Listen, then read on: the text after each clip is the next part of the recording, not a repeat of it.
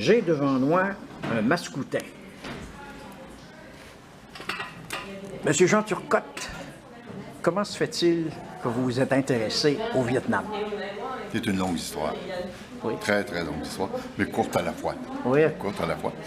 J'ai toujours voyagé un peu partout, en Europe, en Amérique, mais jamais en Asie. Et il y a un collègue qui me dit, pourquoi pas essayer l'Asie? Oh, il me semble que non, ça me dit rien.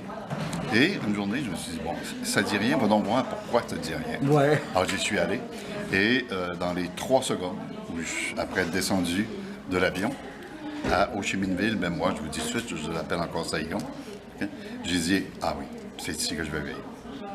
Ah bon? Voilà. 3 secondes. En 3 secondes. En 3... et vous savez, Vous vous sentiez vraiment à l'aise? Ah, tout à fait. Tout à fait. Malgré le dépaysement culturel inimaginable, le dépaysement climatique surprenant, j'étais sur Montréal 2 jours à l'avance, il faisait moins 38. Ah oui. Et on arrive à 32, 33. Ça aide un peu. Ça frappe, ça frappe. Oui. Ah, c'est la raison. Alors, les premières années, les 4 premières années, j'y étais 6 mois par année. 6 mois, 6 mois, 6 mois. Ouais. Et en 2015, j'ai décidé, bon, voilà. C'est fini. C'est fini les... Fini les folies. Fini les folies. Et je demande ma résidence permanente. Je l'ai obtenue. Et maintenant, je suis toujours citoyen canadien, mais avec plus aucun service disponible pour moi ici. Et comment faites-vous pour vivre? Ah, ben moi, j'ai passé 35 ans de ma vie dans le domaine de l'éducation.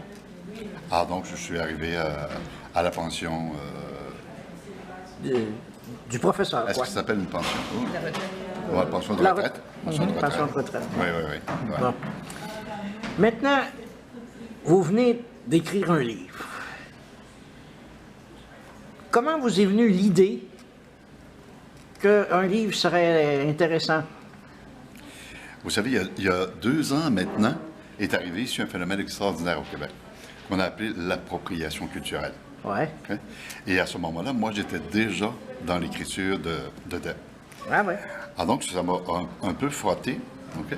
Mais je me suis dit, je verrai. Mais auparavant, je reçois des amis de France et je vais les reconduire à Hanoï, à l'aéroport. Et lorsqu'ils quittent, moi, j'attends l'avion qui va me ramener à Saigon. Je suis dans l'immense aéroport de Hanoï et arrive une jeune fille, début de la vingtaine à peu près, mais complètement off-beat. Elle est habillée comme les jeunes ne s'habillent pas, elle est tout à fait nerveuse et elle attend, avec son boarding pass, elle attend qu'on appelle son vol. Alors moi, je la trouve un petit peu spéciale, intéressante en même temps. Je souhaite qu'elle soit sur le vol pour Ho Chi Minh, dès qu'on soit assis un côté de l'autre. Bon. Mais c'est pas ça.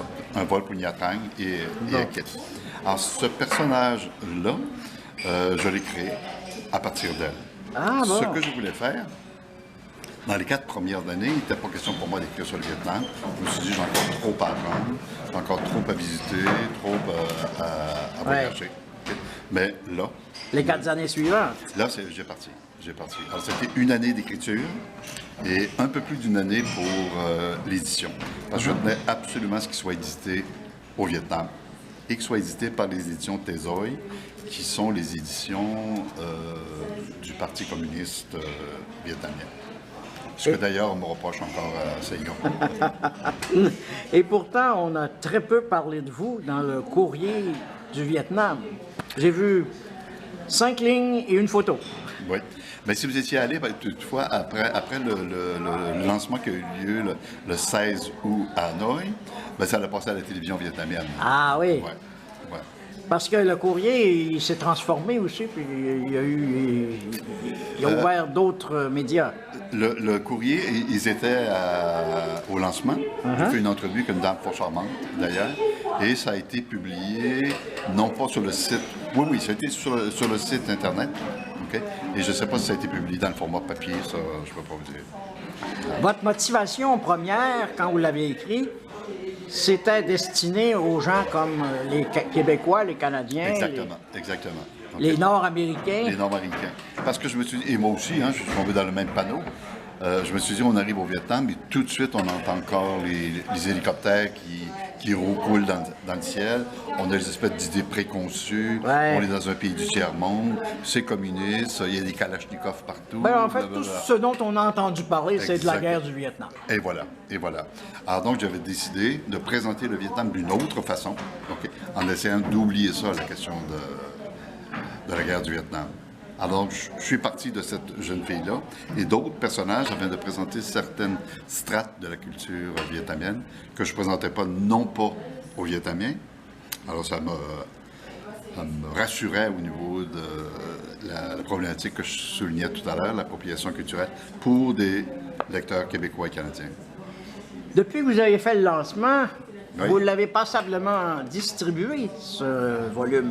Il a fallu que je le distribue moi-même, ici au Canada, parce que Tézoï ne distribue pas à l'extérieur du Vietnam. D'accord. Seulement. C'était la raison. Alors, si vous voulez, on va voir un petit bout de vidéo dans lequel on va vous voir et voir d'autres gens, des Vietnamiens, des Québécois qui ont reçu le livre. Ah, parfait.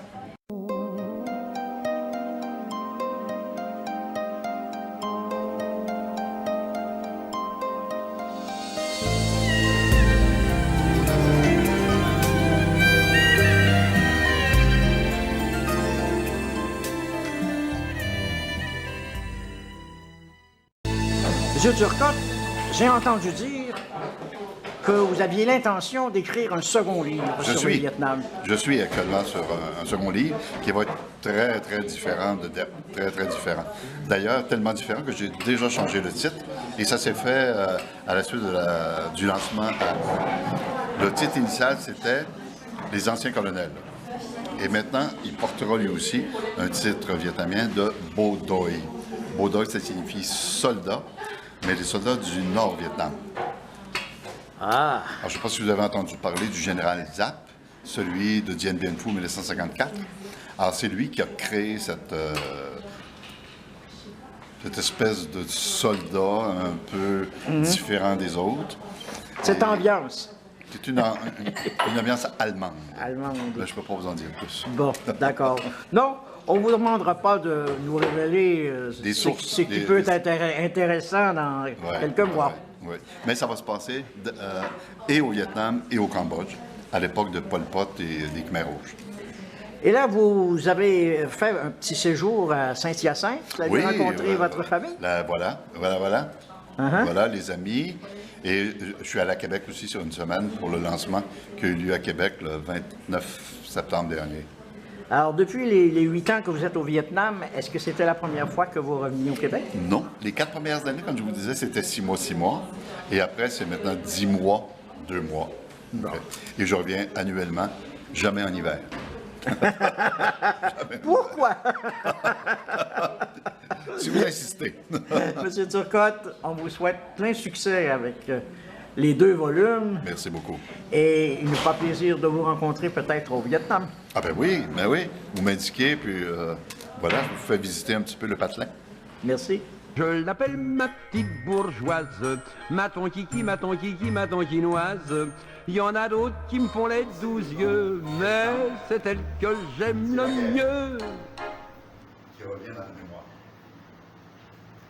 Votre pays, situé si loin sur la terre géographique, sur la carte géographique, que pour s'y référer, il faut avoir recours aux outils Internet ou bien y mettre plus de 30 heures pour venir.